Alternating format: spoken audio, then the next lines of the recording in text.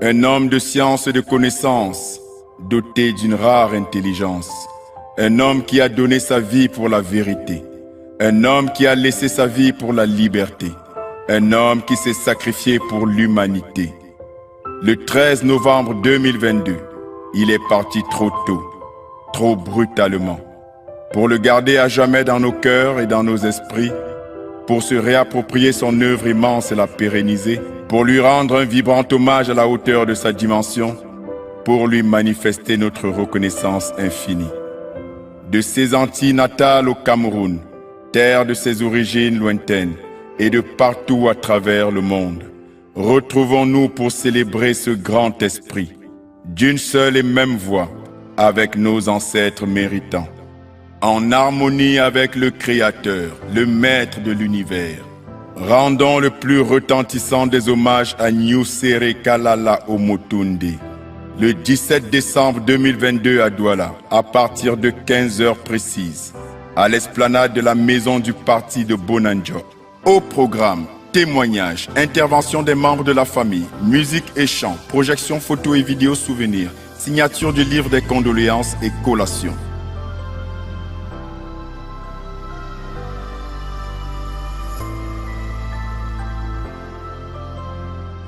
African Revival, en association avec Anijart, Menaibuk, 3RNA Maya, Matkem, Africa Mat, Serre de Tola, Les Palabres de Mao et Afrique Éveil.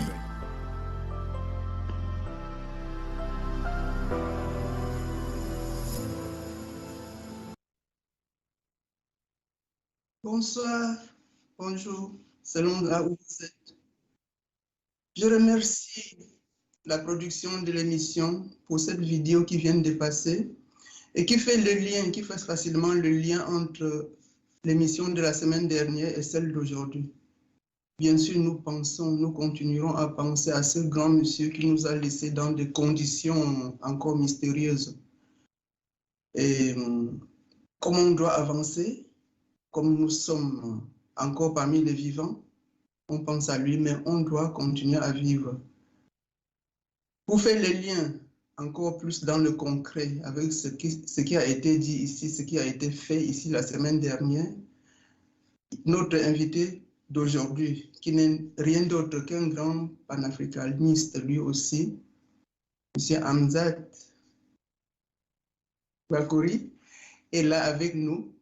Il va dire avec ses propres mots ce qu'il pense de ce grand monsieur qui nous a quittés.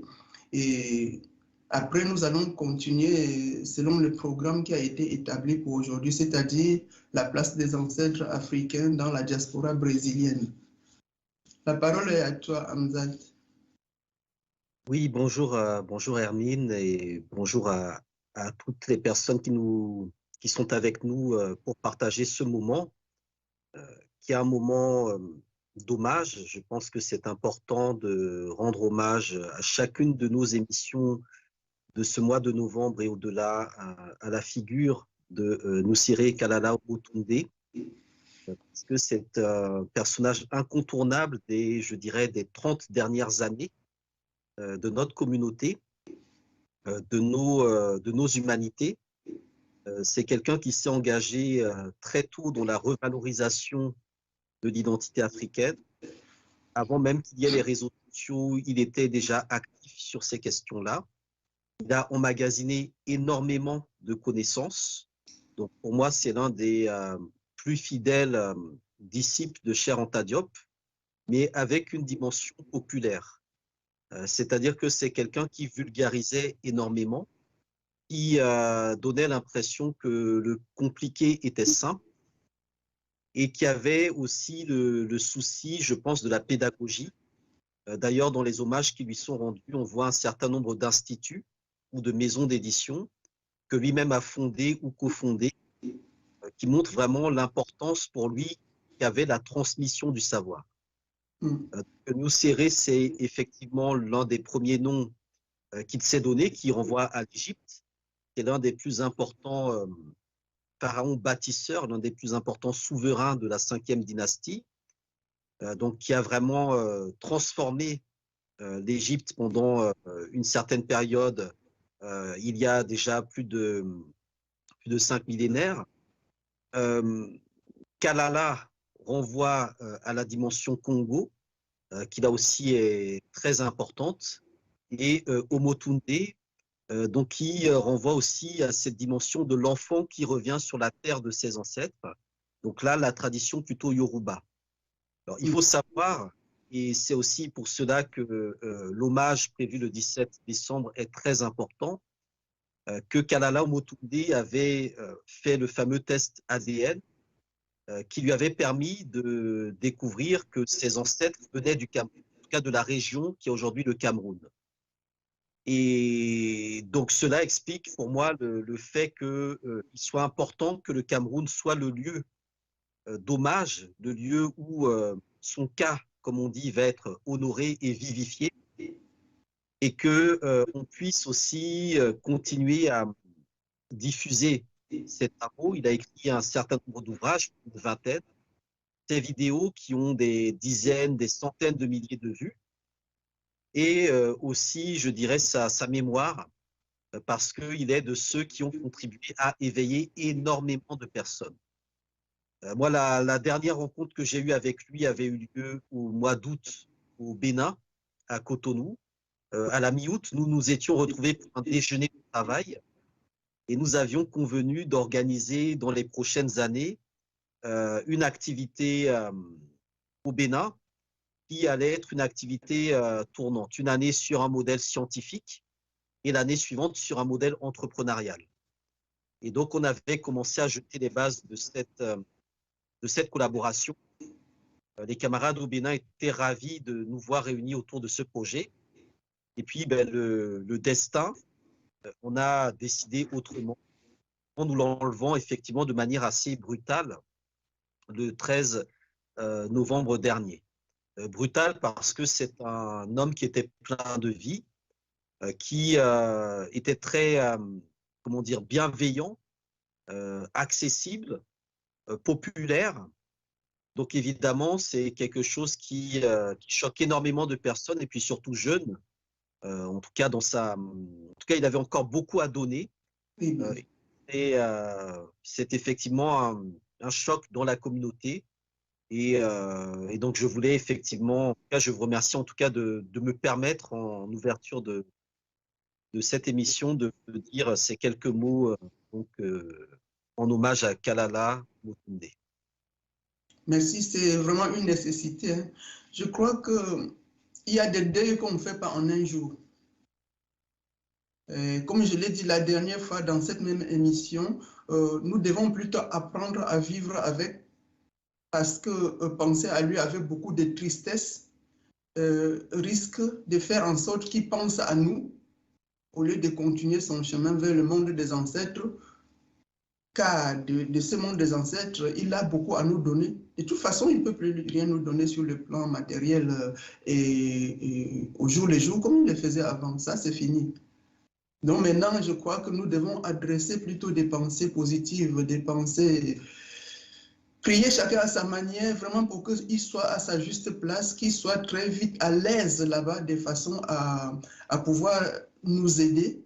D'autant plus qu'il est parti brutalement. Je ne crois pas que ces initiations concernaient son départ. Il y a des initiations prévues pour ça. Mais vu son âge et tout ça, là, je ne crois pas que c'était le moment. En tout cas, je le dis à mon niveau. De toute façon, on va continuer. Nous allons continuer très fidèlement. Il nous a laissé de quoi engraisser notre terre, la terre où nous devons produire aussi quelque chose. Sa mort nous appelle aussi à agir. Pas seulement à écouter comme s'il y avait un prophète là et qu'on peut s'asseoir gentiment et l'écouter. Non, je crois que désormais, nous sommes obligés, nous aussi, d'utiliser ce qu'on a retenu de ce qu'il nous a enseigné pour avancer et essayer d'agrandir et de léguer à notre nom aussi quelque chose. Je crois que c'est aussi ça qu'il voulait. Pour moi, c'est la transmission au sens le plus noble, mais aussi au sens le plus large. Ceci dit, on va venir à notre sujet d'aujourd'hui qui est les ancêtres africains et la diaspora brésilienne. Bien sûr que c'était une demande des spectateurs. À ton passage, notamment les gens de mon groupe à Genève ont demandé pourquoi tu n'as pas insisté sur la diaspora brésilienne et l'apport des ancêtres africains. Je ne pouvais pas ne pas les satisfaire, d'autant plus qu'ils sont fidèles à l'écoute. Ils sont souvent là. Du reste, je les salue gentiment, espérant qu'un jour notre Babalou va venir lui-même intervenir et dire ce qu'il pense de cette présence des ancêtres africains au Brésil. Avant de te passer la parole, avant que tu n'ailles dans le développement, j'aimerais savoir ce qui t'a motivé, toi, dans tes propres recherches. Qu'est-ce qui t'a motivé à t'intéresser à ce thème, au point d'en parler aujourd'hui? Oui, merci. Merci en tout cas pour l'invitation et la sollicitation parce que effectivement, très peu de personnes savent que j'ai travaillé sur le Brésil avant le panafricanisme. Et pour moi, c'est un pays qui est très important parce qu'il possède une grande partie de nos racines qui ont été enlevées pendant la traite et l'esclavage. Je pense que parfois, pour nous retrouver en tant qu'Africains, nous avons besoin d'aller chercher dans ces diasporas des éléments d'identité, de culture, de valeurs que nous avons perdus sur le continent. Tu as complètement raison, sans te couper la parole, tu as complètement raison parce que en les côtoyant, quelquefois ils savent plus sur l'Afrique profonde. C'est que nous sommes en train d'éviter les nourrir eux. Absolument. Et donc, en fait, dans mon parcours, j'aurais pu commencer à travailler sur l'Afrique directement, mais j'ai eu envie de voir l'Afrique autrement, de passer par un espace autre que l'Afrique pour ne pas être un peu dans la caricature de l'étudiant africain qui étudie l'Afrique. Je me suis dit, je vais regarder le Brésil. Et j'ai travaillé en partie sur la population autochtone, donc notamment les Yanomami et d'autres peuples de l'Amazonie. Et de là, j'ai vu un peu les liens avec les populations africaines, notamment dans tout ce qui relevait de l'histoire des Quilombos et des alliances entre comment dire, les autochtones et ce qu'on va appeler ensuite les Afro-Brésiliens ou les Africains du Brésil.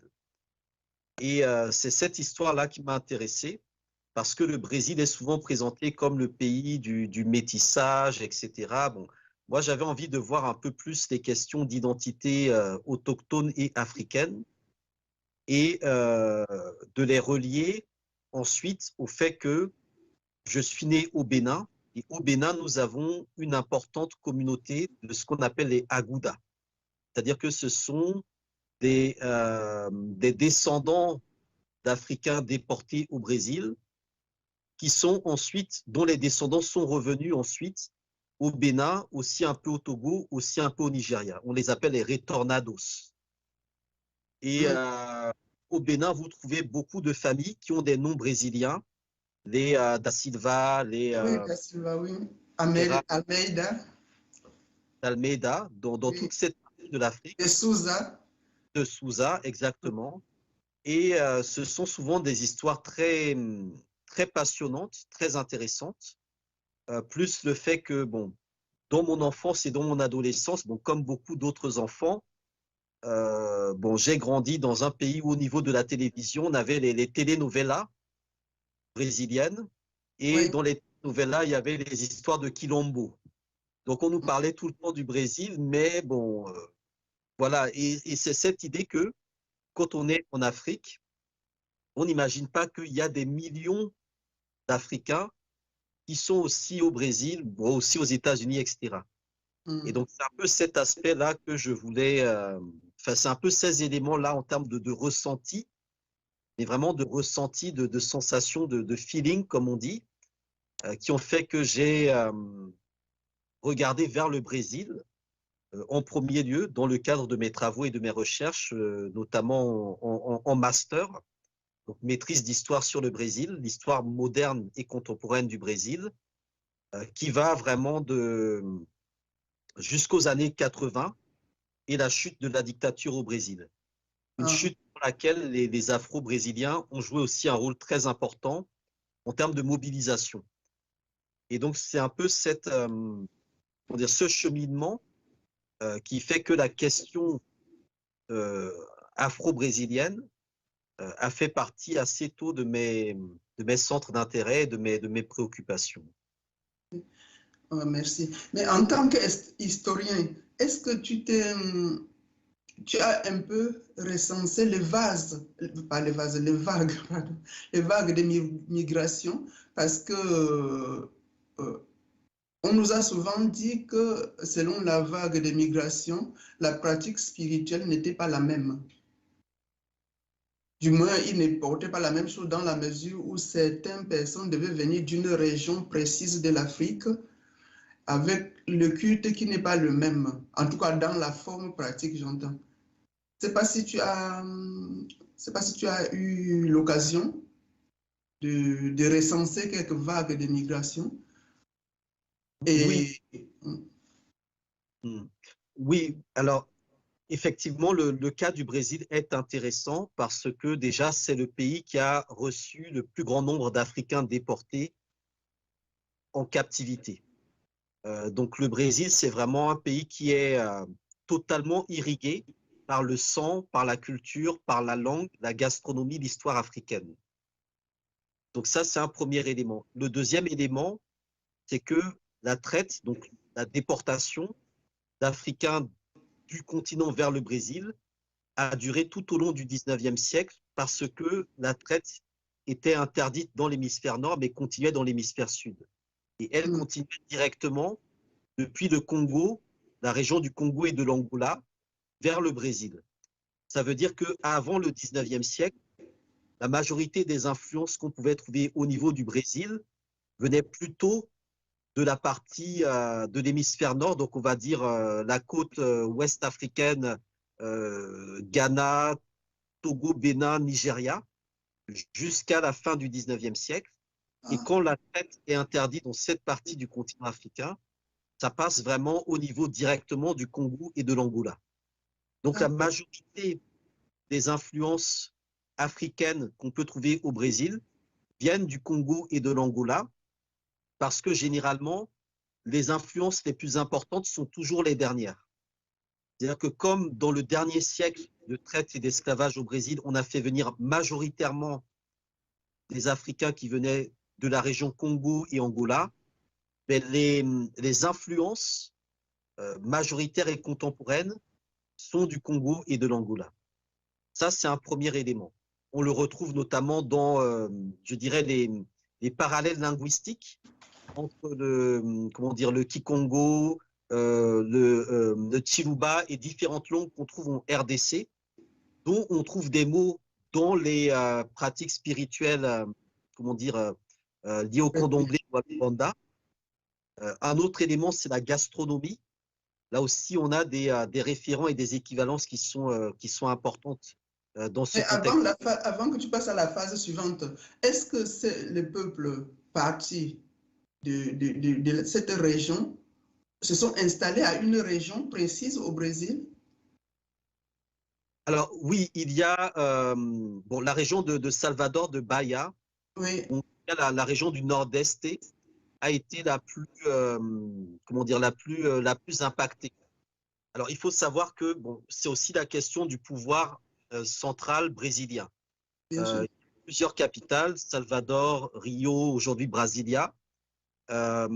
Salvador a été le lieu le plus impacté par la présence africaine, jusqu'à ce que récemment, au moment notamment des Jeux Olympiques à Rio, on fasse des travaux urbains dans la ville, qu'on commence à creuser et on est tombé à Rio de Janeiro sur des charniers d'Africains déportés.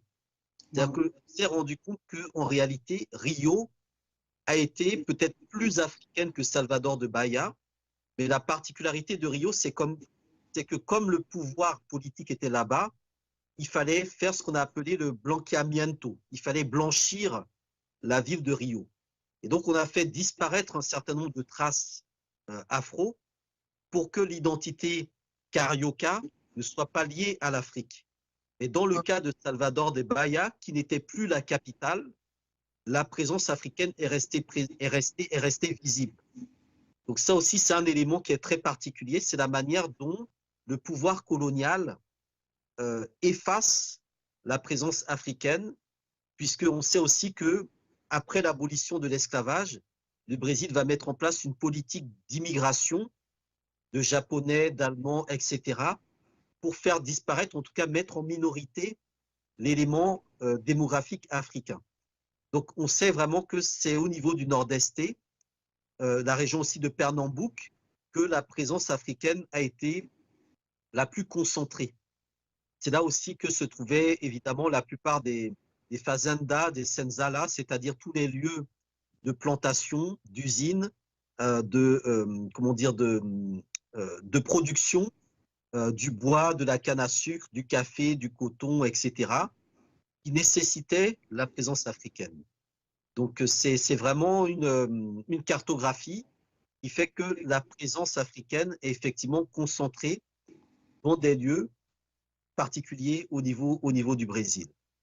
Oui, mais ça veut dire que cette vague-là d'Angola, Congo-Angola, comme tu disais, s'est installée là. Et la vague suivante aussi, bien. Ben là, en fait, la vague suivante, c'est principalement concentrée toujours au niveau, principalement de Salvador de Bahia. C'est là qu'il y a eu un ancrage. Après, il y a des migrations qui se sont faites en interne dans le Brésil, des déplacements de population, mais le cœur historique est quand même resté à Salvador. C'est-à-dire que c'est là où se sont implantés, je dirais, les communautés, en tout cas les groupes qui se sont constitués en communauté. Sur le cas de Rio, on est, je dirais, aussi sur une ville, une région beaucoup plus importante en termes de démographie, et donc la présence africaine est, je pense, peut-être démographiquement plus importante qu'à Salvador de Bahia, mais comme il y a une plus grande diversité, elle est moins visible. Et c'est ça aussi, je pense, qui est assez intéressant à comparer entre les deux villes. On en trouve aussi à Recife, la ville de Recife, qui a aussi une communauté africaine assez importante, et également dans la région donc, de Palmeiras, dans laquelle il y avait eu donc le Quilombo. Donc là, on est un peu plus à l'intérieur des terres. Et c'est ça aussi qui est assez intéressant de voir qu'il y a des lieux historiques qui ont été marqués par la présence africaine au Brésil. C'est vraiment, tu es en train de me donner l'occasion de poser un autre regard sur le Brésil. C'est-à-dire, bon, en tant qu'historien, c'est normal que tu aies plus de précision, plus de richesse dans ce que tu racontes par rapport à moi. Bon, j'y vais souvent, mais ce n'est pas dans les mêmes conditions. C'est pas dans les mêmes conditions. Je suis vraiment ravi de ce que tu racontes et tu peux continuer sans problème. Si tu as quelque chose à ajouter sur cette dimension purement historique, je suis à l'écoute. Hein. La dimension historique, c'est que bon, y a quand même une histoire, comment dire, particulière, c'est-à-dire qu'au départ, les Portugais ont entre guillemets hérité du Brésil à travers un partage du monde avec les Espagnols. Donc, ce qui fait que là aussi, on est dans une particularité originale. Et j'ai l'impression qu'il y a un bug. Allô? Vas-y. Oui. Et donc, au départ, les Portugais, les colons avaient essayé de mettre en esclavage des Amérindiens. Et donc, ça n'a pas marché. Et donc, dès les années 1520-1530, ils se tournent vers l'Afrique. Et la manière dont ça s'est passé, c'est évidemment donc, des razzias, des rapts, mais aussi une justification par l'élément religieux, notamment la controverse de Valladolid, qui explique que voilà, les Noirs n'ont pas d'âme, il faut les convertir, etc. Les Indiens, est-ce que les Noirs sont humains, etc. Donc cette controverse-là, elle va faire rentrer la question religieuse au cœur du rapport entre les Africains, les Portugais et la colonisation au Brésil. Donc la question de la résistance via la religion va se poser très tôt. C'est aussi posé dans le rapport des Portugais avec les rois, les Mani-Congo, Alfonso Ier, des tentatives de conversion. Et ça va aussi apparaître très rapidement dans les éléments aussi de résistance. Et c'est ça aussi qui fait la particularité des Afro-Brésiliens, c'est leur rapport à la spiritualité, une spiritualité de combat, une spiritualité de résistance, une spiritualité de bien-être.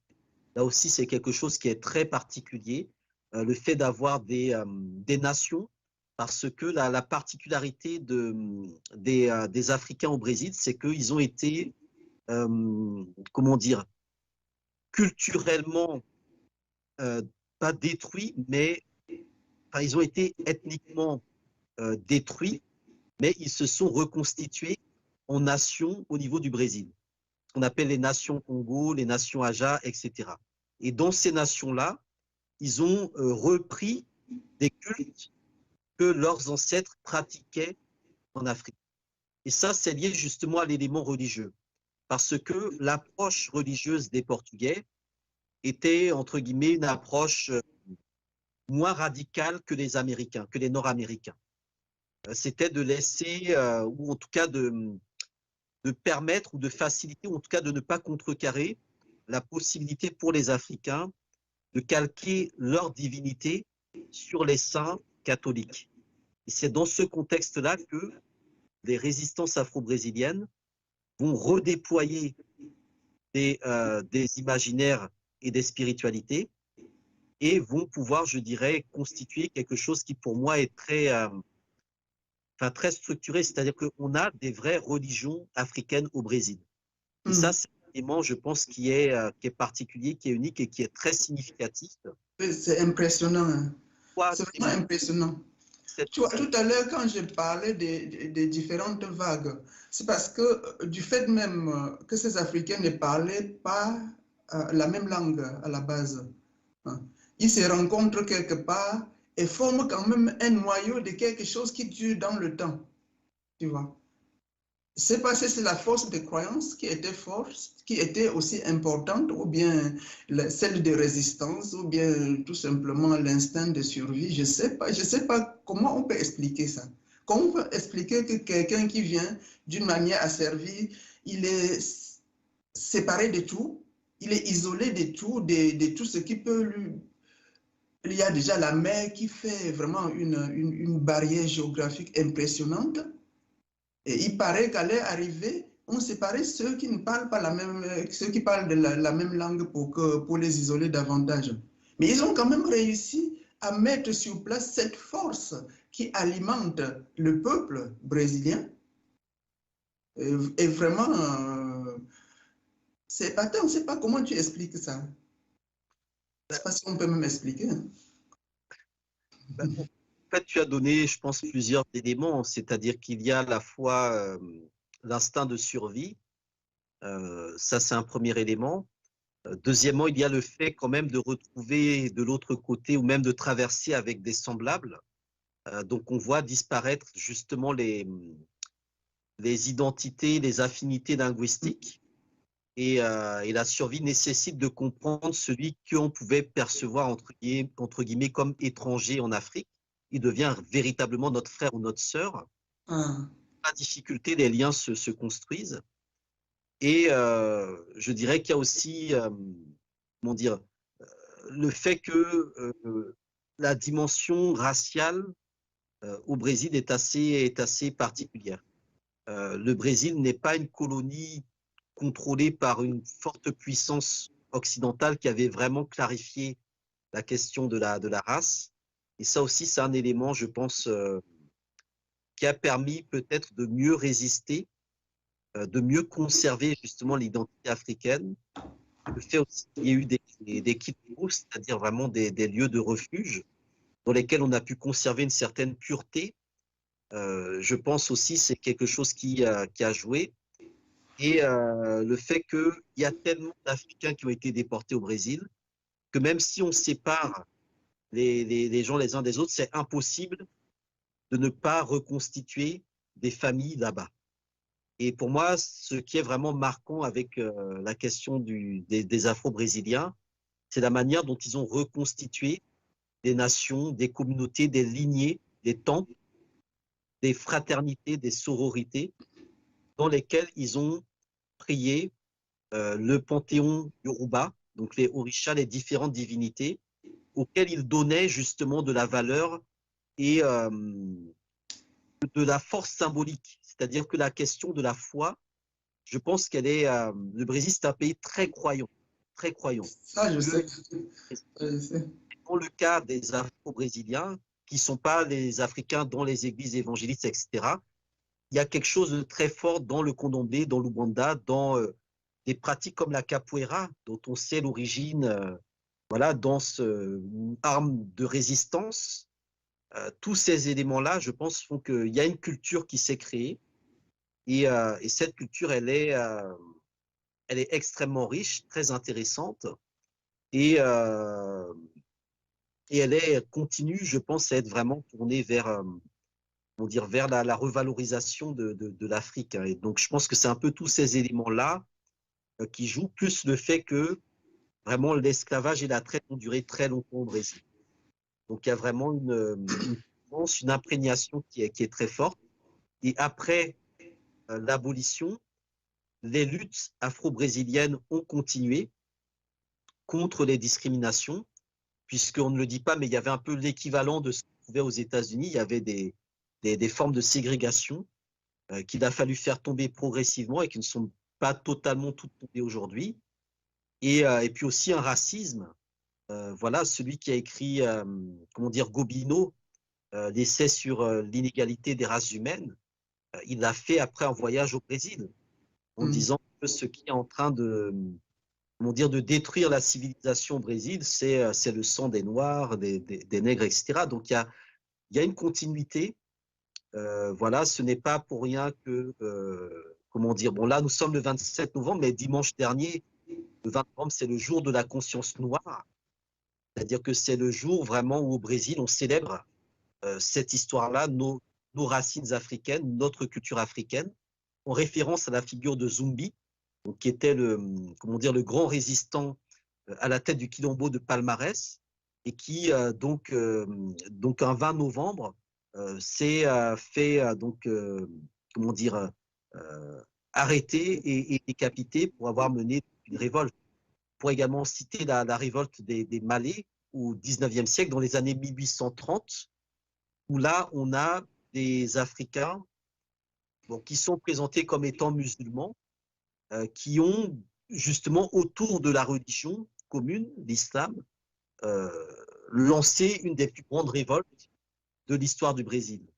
Donc la question vraiment de la religion, de la culture, de l'identité, fait communauté dans ce milieu-là, ce milieu afro-brésilien, qui est, je dirais,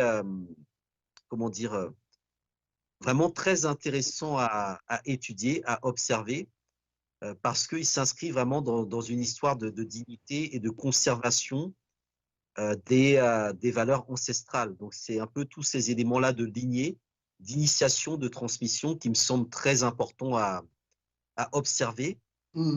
Et aussi à prendre comme exemple lorsque je dis qu'il faut parfois aller à l'extérieur de l'Afrique pour voir des communautés d'origine africaine qui nous montrent l'exemple.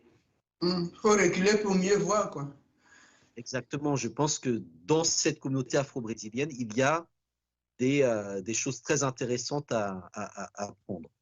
Et on va y revenir. On va revenir sur l'éventuelle possibilité d'envisager ce qu'on peut ramener à l'Afrique. Mais avant ça, j'aimerais quand même que tu me donnes l'exemple des différents cultes brésiliens, en tout cas, que tu me dises ce qui t'a touché par rapport à une nation plus qu'à l'autre. Tu as dû quand même aller dans quelques cultes, non? Alors oui, j'ai eu l'occasion d'aller dans quelques cultes. Alors la dernière fois que j'étais au Brésil, à Rio, c'était juste avant le Covid, je crois, ça devait être janvier 2020. Fin janvier 2020, notamment les préparations à l'époque du carnaval. Donc, il y a quelque chose de très, comment dire, de très important dans les, comment dire, les religions afro-brésiliennes. C'est que déjà, elles sont pratiquées par des millions de personnes. Donc là, c'est très important. C'est-à-dire qu'on n'est pas sur des sectes, on est vraiment sur des religions qui sont Culte de structurées, masse. organisées. Culte de masse est bien organisé. Ouais. Exactement. Et qui reposent aussi vraiment sur l'utilisation des éléments naturels. Donc tout ce qui est l'eau, la forêt, le feu, tous ces éléments-là. L'air et la terre. On est vraiment dans des religions de vie, dans des religions qui magnifient la nature et qui ont aussi, je dirais, une approche totémique, c'est-à-dire que les divinités vont être reliées à des caractères humains, vont être humanisées et vont être proches de l'individu, proches du collectif. On n'est pas sur un rapport à un Dieu qui est distant, qui est froid, qui nous regarde de haut, qui ne sourit jamais. Qui nous récompense qu'après la mort. Voilà, il y a quelque chose d'assez, comment dire, d'assez fort et je dirais d'assez accueillant et bienveillant. Donc le premier élément, ben, c'est la dimension de communauté, c'est le fait d'être accueilli vraiment comme chez soi. C'est le fait également d'être dans des lieux propres. Là aussi, je pense que c'est quelque chose qui est très important et très significatif. D'être aussi dans des lieux codifiés où bon, les femmes jouent un rôle important, notamment dans les rites, où on est aussi sur comment dire, des dynamiques d'incarnation et de transe. Donc, j'ai eu l'occasion notamment d'assister à des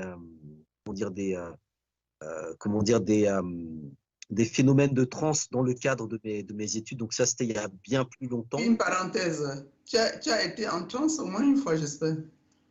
Non, moi, ça ne m'a pas, je n'ai pas été jusque-là. Je n'ai pas été jusque-là à titre personnel. Je pense que c'est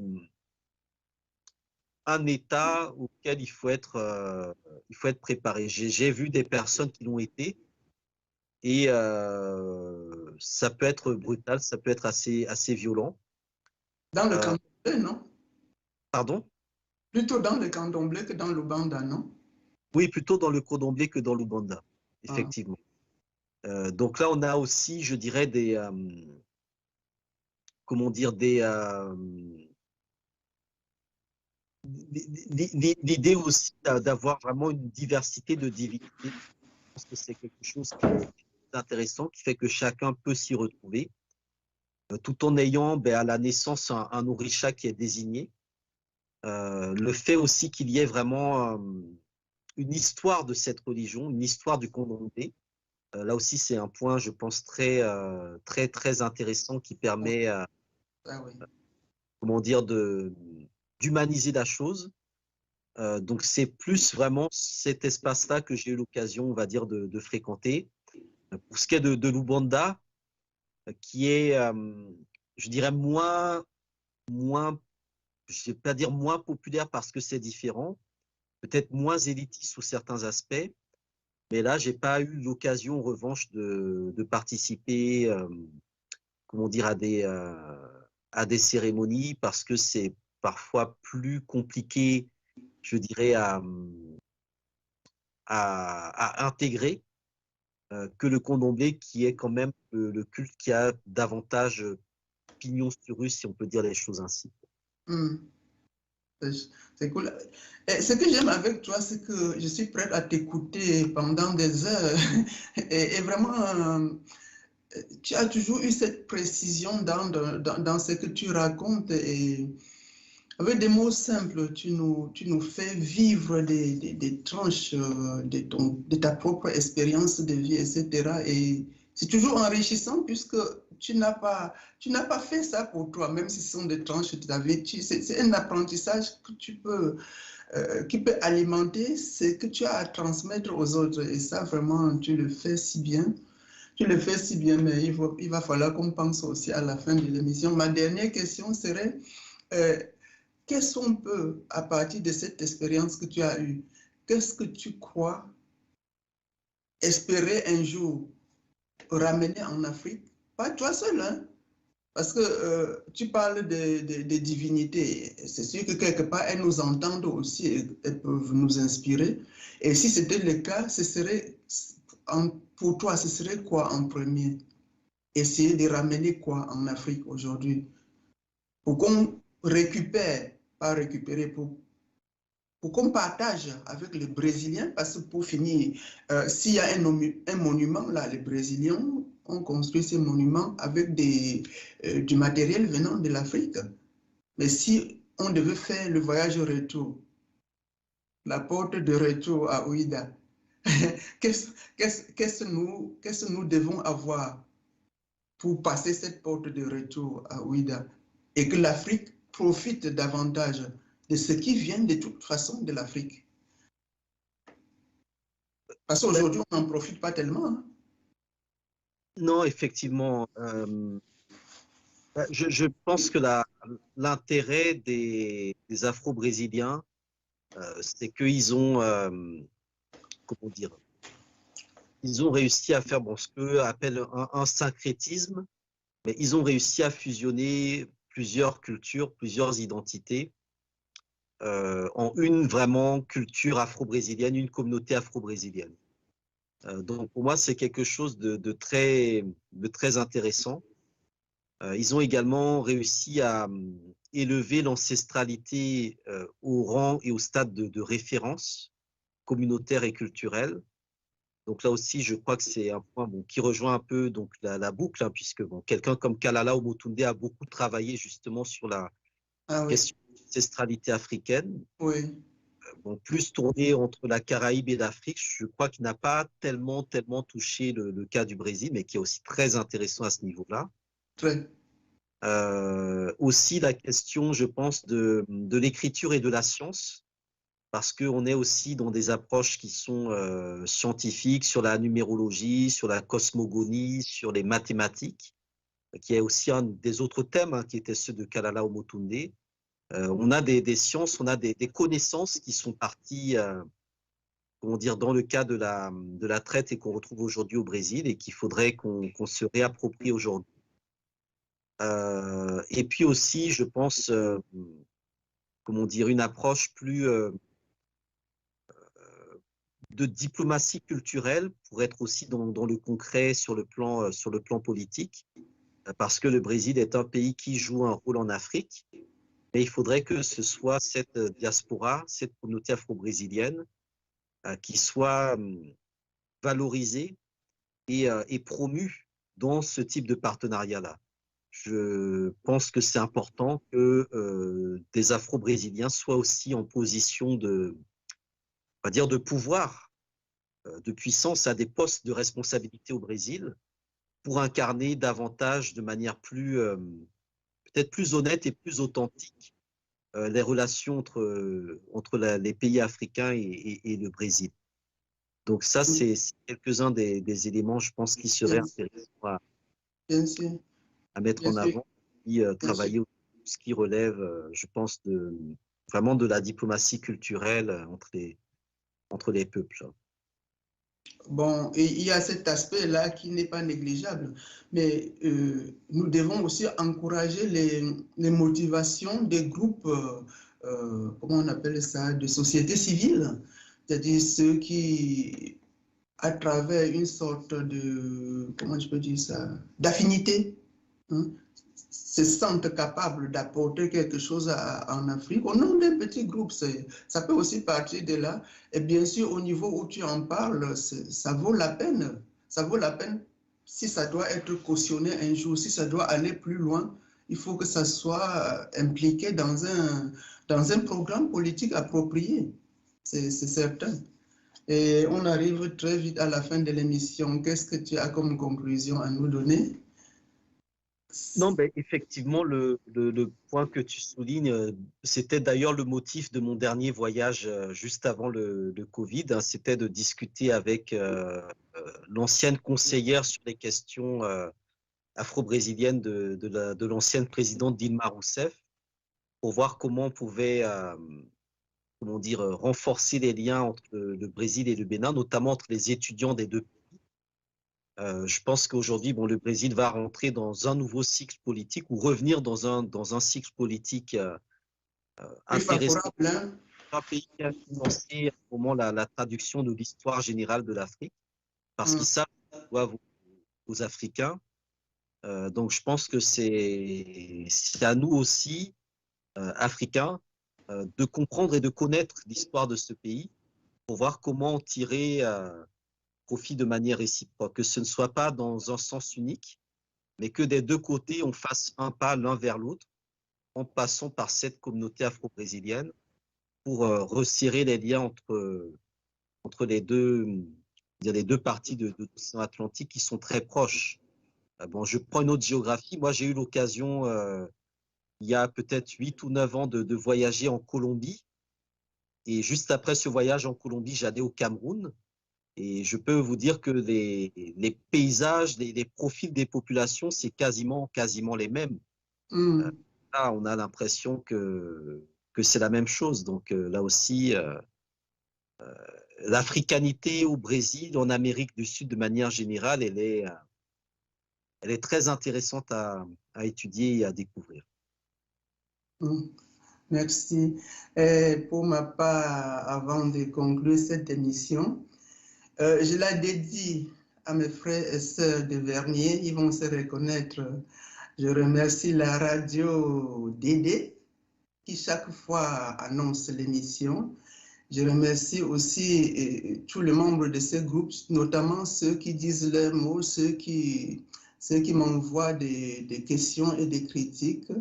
Je leur dis à très bientôt. J'espère vraiment qu'on aura d'autres occasions de parler de la présence des ancêtres africains au Brésil, parce que c'est un sujet très riche et, à mon sens, ça doit alimenter l'avenir, ça doit nous permettre de travailler beaucoup plus notre sens de cohésion, de convivialité, mais en profondeur, dans une spiritualité plus partagée, plus simple, plus conviviale.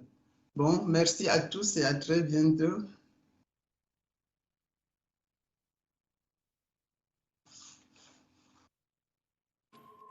C'était un grand homme. Bravo. C'était un savant. Un homme de science et de connaissance, doté d'une rare intelligence. Un homme qui a donné sa vie pour la vérité. Un homme qui a laissé sa vie pour la liberté. Un homme qui s'est sacrifié pour l'humanité.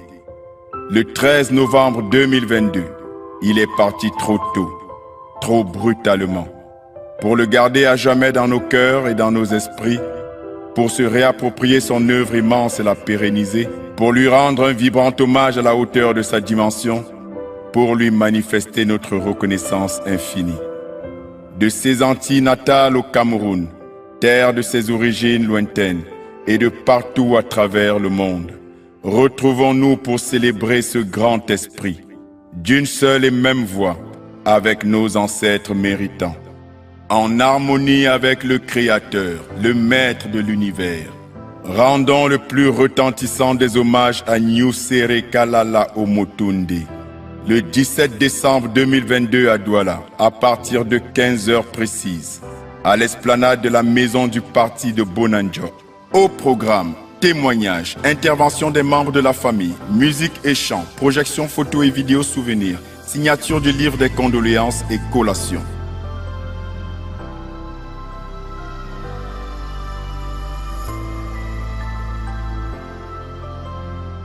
African Revival, en association avec Anijart, Menaibuk, 3RNA Maya, Matkem, Africa Mat, Serre de Tola, Les Palabres de Mao et Afrique Éveil.